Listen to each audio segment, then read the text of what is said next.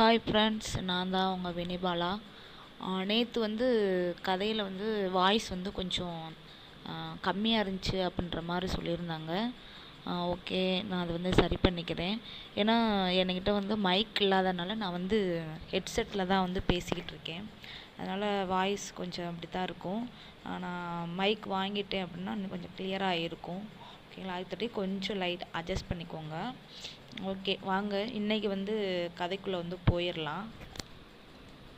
காட்டில் ஒரு பெரிய சிங்கம் ஒன்று வாழ்ந்துக்கிட்டு இருந்துச்சான். அப்போ அந்த சிங்கம் என்ன பண்ணும் அப்படின்னா, அந்த காட்டுக்குள்ளே இருக்கக்கூடிய விலங்குகளை பூராமே ரொம்ப கஷ்டப்படுத்திக்கிட்டு இருந்துச்சான்.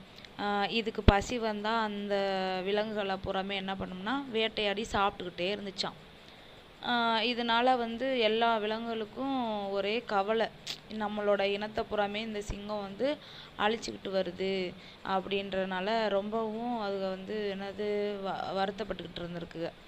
உடனே இதுக்கு என்ன பண்ணலாம் அப்படின்னு யோசிச்சுக்கிட்டு இருக்குங்க.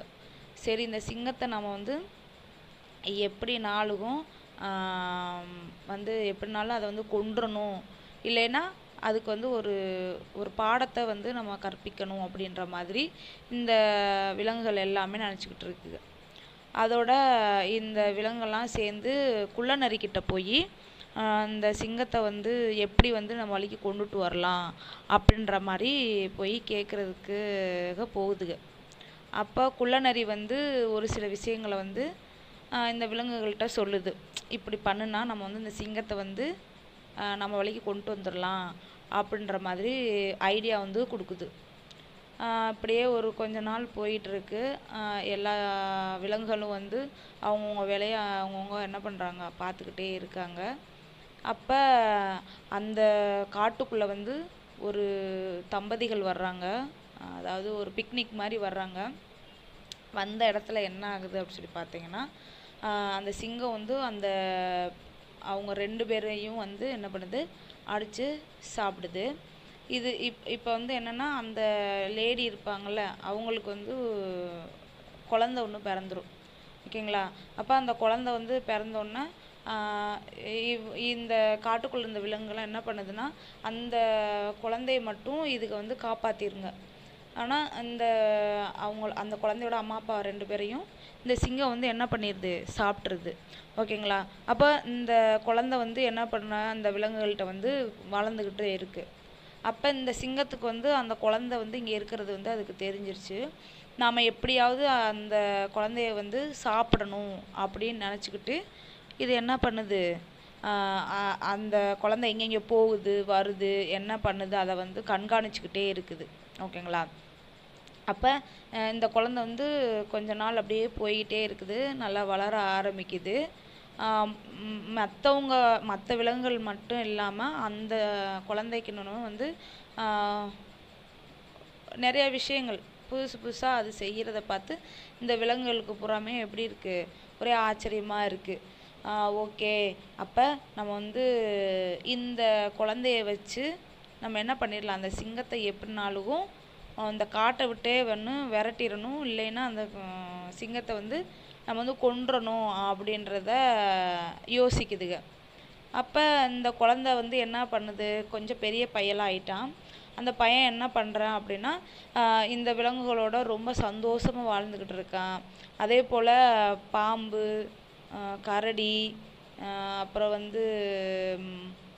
மான்கள், இதுகளோடையெல்லாம் ரொம்ப பாசமாக விளையாடிக்கிட்டே இருக்கிறான்.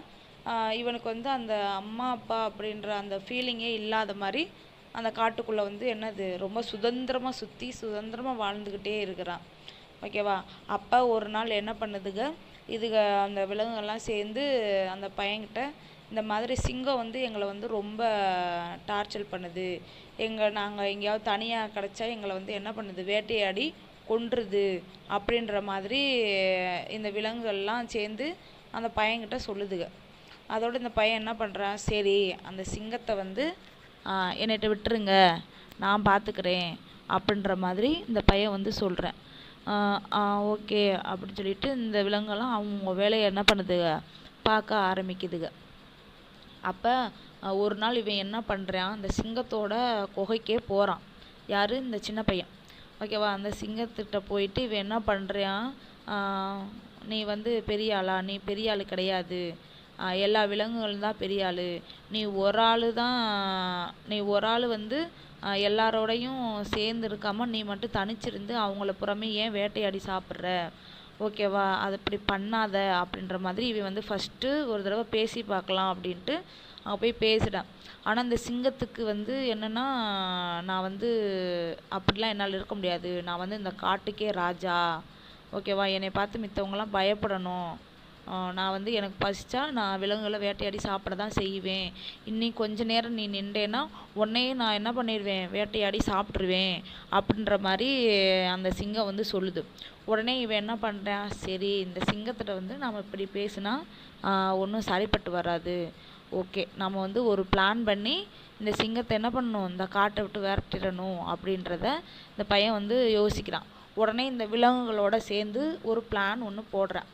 என்ன அப்படி சொல்லி பார்த்தீங்கன்னா,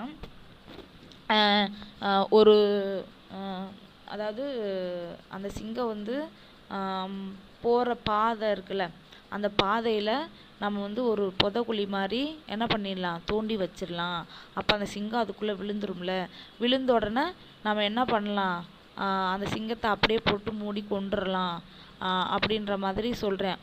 அப்படி இல்லையா, எல்லா விலங்குகளும் சேர்ந்து ஒத்துமையாக சேர்ந்து அந்த சிங்கத்தை வந்து நம்ம தாக்கணும் அப்படின்னு சொன்னால் இந்த சிங்கம் வந்து இந்த காட்டை விட்டே ஓடிடும் அப்படின்ற மாதிரி இந்த பையன் வந்து சொல்கிறேன். உடனே இதுங்கெல்லாம் என்ன சொல்லுதுங்க, இல்லை எங்களால் மொத்தமாலாம் வர முடியாது, எங்களுக்கு பயமாக இருக்குது, சிங்கம் வந்து எங்களை வேட்டையாடிரும் அப்படின்ற மாதிரி இந்த பையன் சொல்கிறான். இந்த விலங்குலாம் மற்ற விலங்குகள்லாம் சொல்லுது.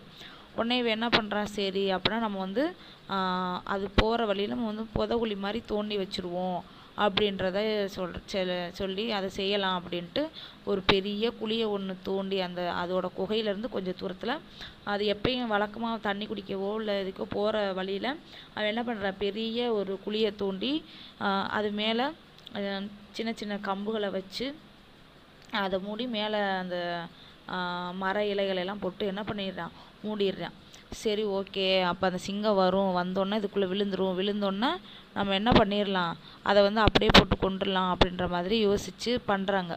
கடைசியில் பார்த்தா அந்த சிங்கம் என்ன பண்ணுது அப்படின்னு சொல்லி பார்த்தீங்கன்னா, அந்த குழிக்குள்ளே மாட்டவே இல்லை. உடனே இது வந்து பார்த்துட்டு சிங்கம் வந்து இவங்களை பார்த்து கிண்டல் பண்ணுது, என்னையவா குழிக்குள்ளே விழ வைக்கணும்னு நீங்கள் நினைக்கிறீங்க, நான் வந்து இந்த காட்டுக்கே ராஜா, என்னை வந்து நீங்கள் ஒன்றுமே பண்ண முடியாது அப்படின்ற மாதிரி சொல்லி கிண்டல் பண்ணி சிரிக்குது. அப்போ இவங்களும் என்னென்னமோ பிளான் போட்டு பார்க்குறாங்க. ஆனால் எதுலேயுமே அந்த சிங்கம் வந்து என்ன பண்ணலை, சிக்கவே கிடையாது. அப்புறம் அப்படியே கொஞ்ச நாள் போயிட்டே இருக்குது. ஒரு நாள் என்ன ஆயிடுச்சு அப்படி பார்த்தீங்கன்னா, சிங்கத்துக்கு வந்து நோய்வாய் வந்துருச்சு, நோய்வாய்ப்பட்டுருச்சு, ஓகேங்களா. அதுக்கு என்ன வியாதினே தெரியல, அதால் வந்து எந்திரிச்சு நடக்க முடியல, அந்த குகையை விட்டு எங்கேயுமே போக முடியாமல் அந்த குகைக்குள்ளேயே இருந்திருக்கு. இதை வந்து அந்த பையன் வந்து தெரிஞ்சுக்கிட்டு, சரி என்னாச்சு, சிங்கத்தோட நடமாட்டத்தையே காணோமே, சரி நாமளும் போய் பார்க்கலாம் என்ன பண்ணுது அப்படின்னு சொல்லிட்டு இவனும் அந்த சிங்கத்தோட குகைக்குள்ளே போகிறான். அப்போ சிங்கம் வந்து படுத்த படுக்கையாக இருக்குது. என்னாச்சு சிங்கம், உனக்கு என்னாச்சு, ஏன் இப்படி இருக்கிற, ஏன் நீ வந்து உன்னை வந்து காட்டுக்குள்ளே பார்க்கவே முடியலையே, ஏன் அப்படின்னு சொல்லி கேட்குறான். அப்போ அந்த சிங்கம் சொல்லுது, இல்லை எனக்கு என்ன ஆகுதுன்னே தெரியல, என்னோடய உடம்பு வந்து சரியில்லாமல் இருக்குது, அதனால தான் என்னால் காட்டுக்குள்ளே நடக்க முடியல, அதனால தான் இந்த குகைக்குள்ளேயே இருக்கிறேன் அப்படின்ற மாதிரி அந்த சிங்கம் வந்து சொல்லுது.